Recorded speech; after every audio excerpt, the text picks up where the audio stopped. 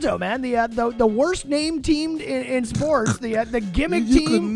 could never let them go, man. You could just never. I love you, Toronto. I do too. I love Toronto. I think the Raptors is the dumbest name. It's a gimmick. The Jurassic. Every time they talk about Jurassic Park. Oh, it's so live in Jurassic Park and it's so great. It looks like a fantastic time. I don't know that I could bring myself to go to Jurassic Park to celebrate I couldn't. I can gimmick name, but they're gonna go crazy up there. Great fan base. Really, first finals appearance for them. Really deserving fan base. Had a while getting there. Big gamble on the part of Masai Ujiri to swap DeMar DeRozan for 1 year of Kawhi Leonard to try and convince him to win a ring and stay in the city. They got the biggest test ahead, though, is the Golden State Warriors, who just blew out the Timberwolves, even without KD.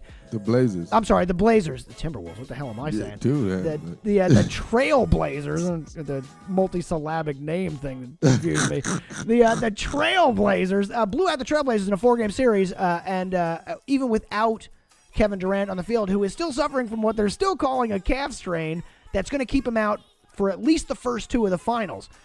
So, Guru, the question, I guess, is can Toronto stun the Warriors? Yeah, I think they could stun them. You know, in the boxing analogy, I think definitely they could hit the Warriors. They could get a body shot, a nice little blow, and overall. But in the NBA, it's simple as this to me in the NBA. When you have elite players, it's easier to win games. And the more elite players you have, the more the game becomes easier. And then you just add the pieces as far as great organization, great coaching, which Golden State have.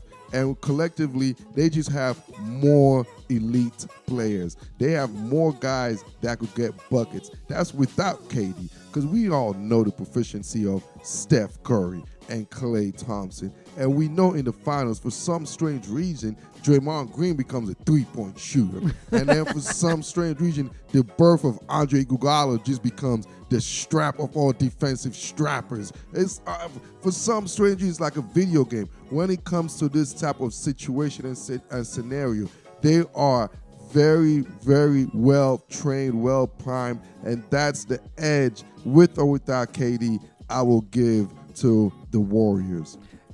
So how much do you think KD's absence matters? Do you think how do you see this going? The first 2 games are in Toronto. Is it a sweep? Is it a gentleman's sweep? What do you got? I respect Kawhi. One thing, when you're that super elite, you rarely get swept. You know, you rarely get swept. And once you already faced and won a championship, you've been at that level. And also lost, because I think he lost the one to LeBron as well. Yeah. So won one and lost one. So he's been there at the highest level, won it and lost it, and was the MVP in one of those. So he's enjoyed the most. So what they always say, the heart of a champion. So I don't see them getting swept. I think they will battle out to win 1 game without KD, maybe 2. You know, we're hoping for 2, but I think it's going to be extremely, extremely tough. And I just see a gentleman's sweep. I just believe when it comes to buckets, Kawhi can't stick everyone.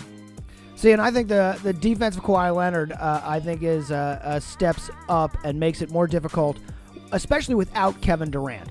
With Kevin Durant on the floor, the 2 of them sort of have to go at it. But without Durant on the floor, then Kawhi can go after Steph and sort of keep him, and maybe even play a little bit like he did with Giannis, and keep the middle out. Maybe play on Draymond as well a little bit and keep those guys.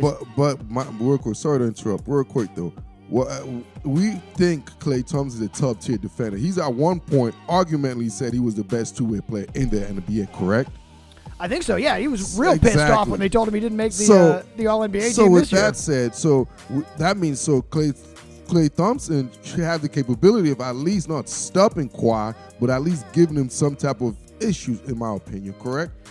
You'd think, but I don't think Klay Thompson is that level of defender. I don't think he's gonna give a Kawhi Leonard too much trouble. You know, I think that Kawhi Leonard is arguably the second best player or the best player on the floor out there, in any even with Kevin Durant, he's arguably the best or second best player on the floor out there. And I don't think Klay Thompson, as good as he is slowing down Kawhi Leonard on this. That said, it's Kawhi and the Pips up there. I mean, Lowry is good, not great. Yeah, stepping up. Yeah, good, not great. The bench, good, not great. They're not the Splash Brothers and Draymond Green and Andre Iguodala. That said, I think that if the Warriors win it, it's in 6.